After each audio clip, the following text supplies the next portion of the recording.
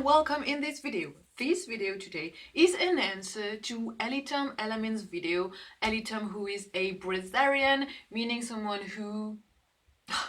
definition of a Brazilian, I don't know. Go onto his channel, check his definition. I don't want to give a definition to that. Nope, I'm done with this word. So my video is an answer to his video and his messages to me, sharing about whether do I forgive people, how do I forgive people, if I do forgive people, how does it work, do I talk to people again when I went through funny, interesting, unpleasant experiences that I don't really want to go through again, how does it work in my life? I'm gonna share about this in this video today. First of all, my name is Mariam and this channel is all about living a more nourishing, energizing and prosperous life.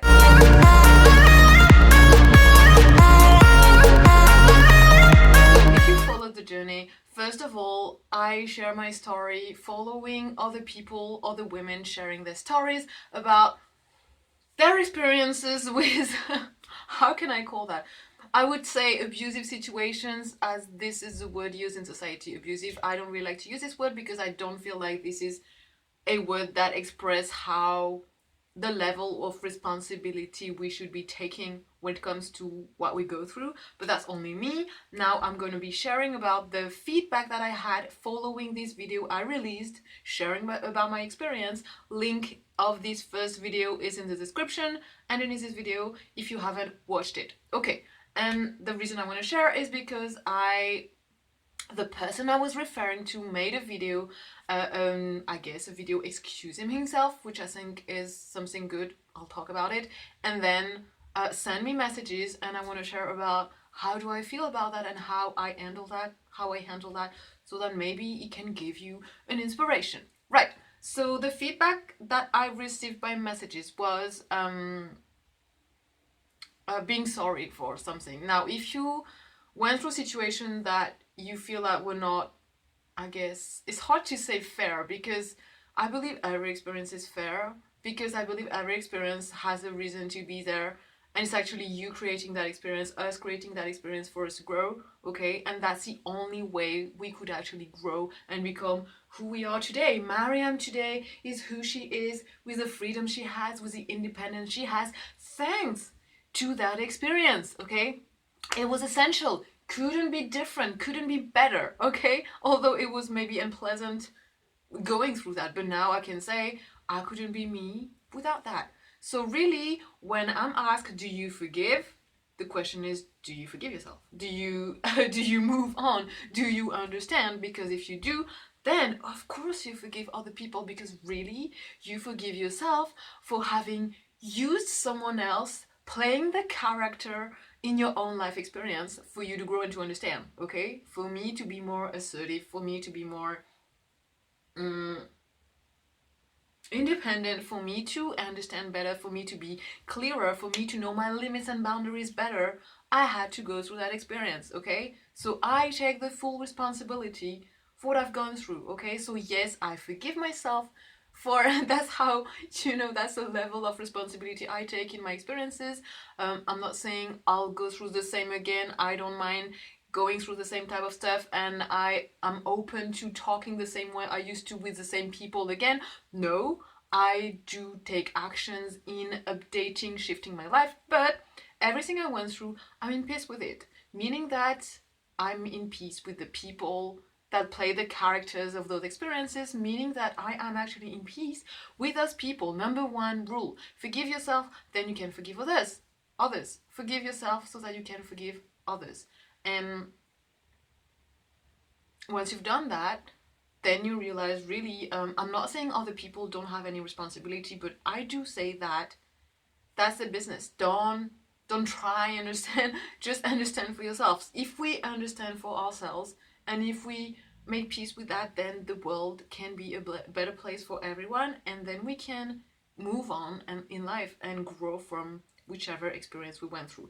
I believe the more challenging, the more strong we are, and the bigger the shoulders we have to be able to handle big situations, big challenges, and thus to grow from that bigger times. The bigger the challenge, the bigger the growth, in other words. That's how I feel. That's how I feel. Like I've been through big challenges in my life. If you've read my book, The Wild Wisdom in You, link underneath this video, you know what I talk about, because I share a lot, very raw and honest, of my experiences. I mean, not a lot, but several of them. The most, I guess, impactful one, or some of the most impactful one in my life.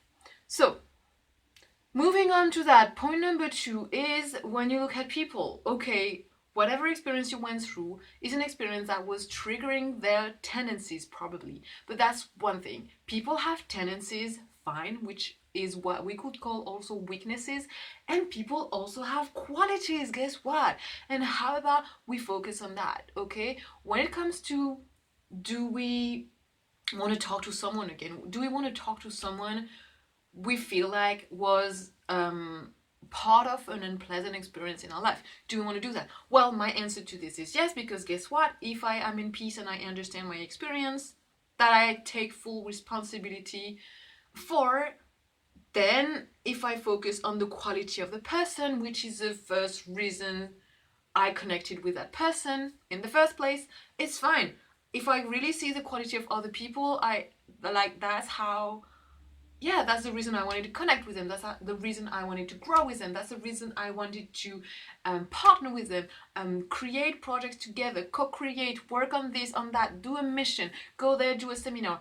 That is great in itself. I have no reason to stop thing that I liked and enjoyed doing with a person because of the tendencies that this person has, that we all have tendencies. Guess what? I have my own tendencies. He has, the neighbor has, she has, we all have tendencies. So if we focus on the qualities, being aware of our own tendencies and the tendencies of other people, it actually doesn't matter, okay?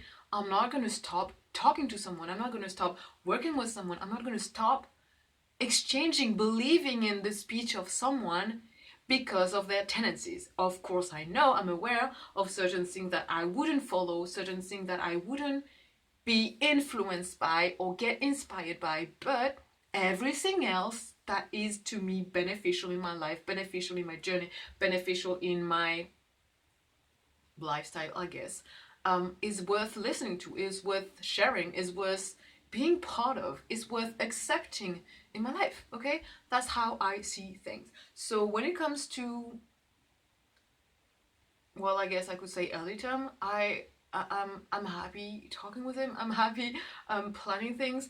I'm happy even traveling. I'm happy doing seminars. I'm happy doing all of that. I just need time to right now sort out my life a little bit. It's on its way. It's fine. But yeah, I don't like. Why would I mind? Because the reality is, if I understood the past, I'm in peace with the past. I took actions to change the way I behave and have set limits and boundaries, then I'm good. It's up to me. And I believe we all are the same. If we all have limits, if we all have boundaries, if we all are clear with what we want and what we don't want, then we can be fine with anyone. Doesn't mean that you go into dangerous, unsafe situations, but you make sure in the way you work and connect with people, everything is always going to be fine. You surround yourself with others. That's something I do now. I guess we can go to rule number 3. Surround yourself with other people. Share with other people. Talk with other people. Something I didn't do. I still decide by myself, but now I share. Okay, if I meet someone, I share with my family. I met this person. We're doing this. We're talking about that, and it's cool. Or if I decide to go into a project, I would share with my family. I have decided to go for that project. I decided to go travel over there. I decided to meet that person, work with that person. Now I don't really work with people no more. I just want to work with myself.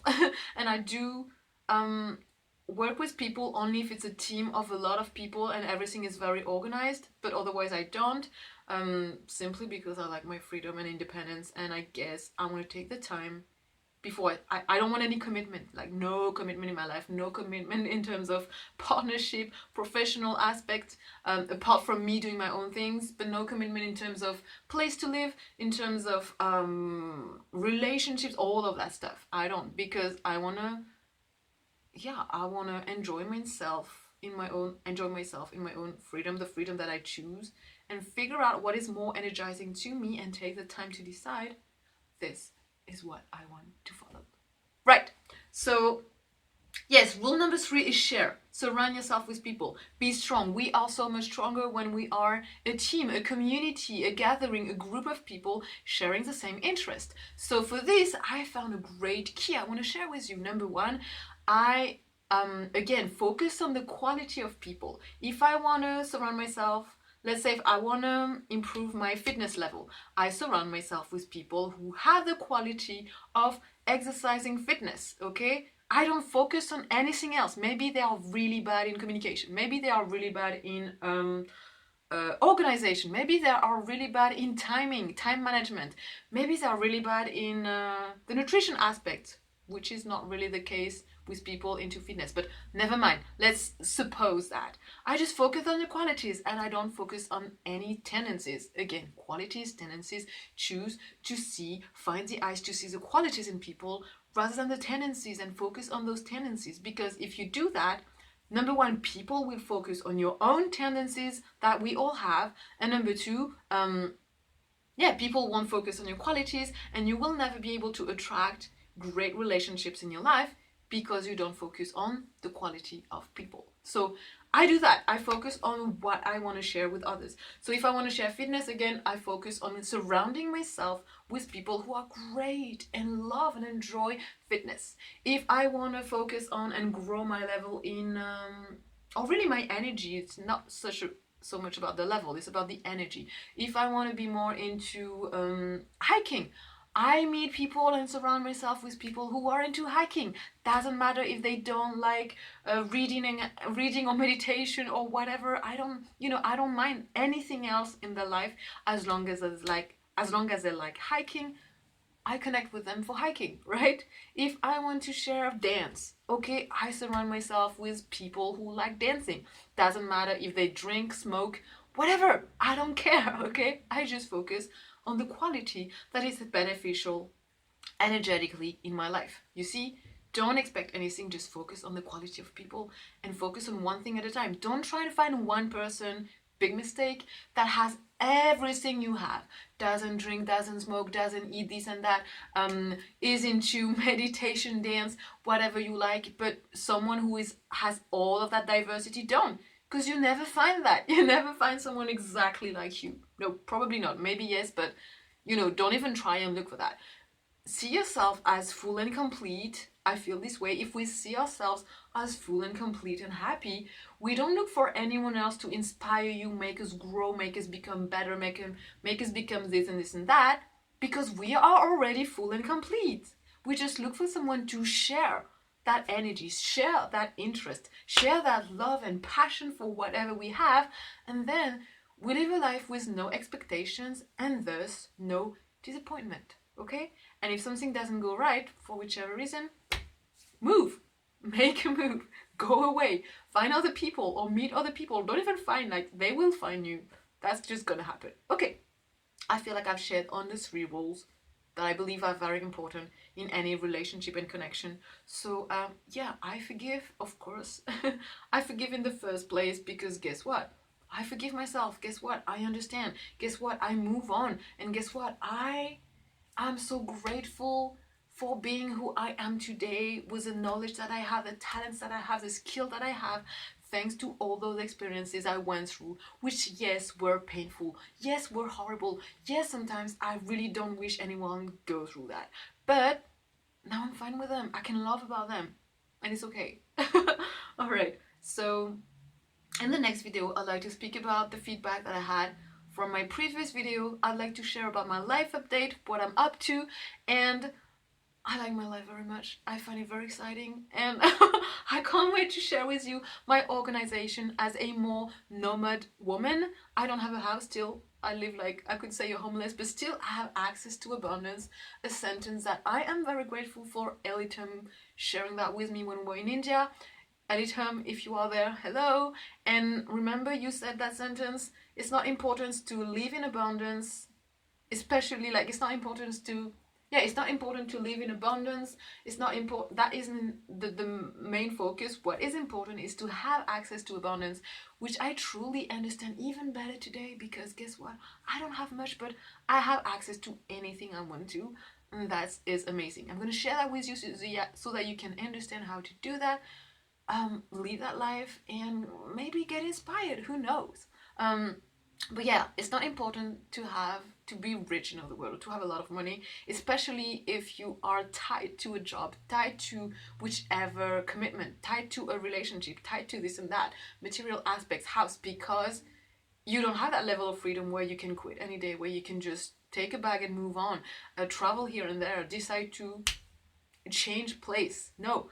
And then when we don't have that level of freedom, we don't have access to a higher level of energy. We don't have access to, we don't even question, is this giving me more energy? Because that's how it is. And we are so committed to something that it would take too long to stop that commitment, to put an end to that commitment before we actually, when we actually know this is not the most energizing thing for us to do. You understand? So it takes time, and the time it would take to change, all that time is energy.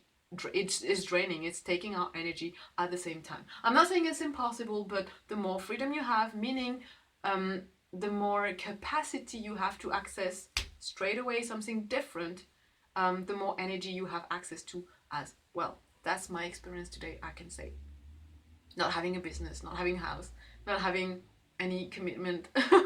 I feel like I am way more energized, and that is, yeah, that is the best, to me, level of abundance. That is the best currency I could have access to. All right, so I'll catch you up later. Can't wait to share with you the updates, and have a good day. Bye now.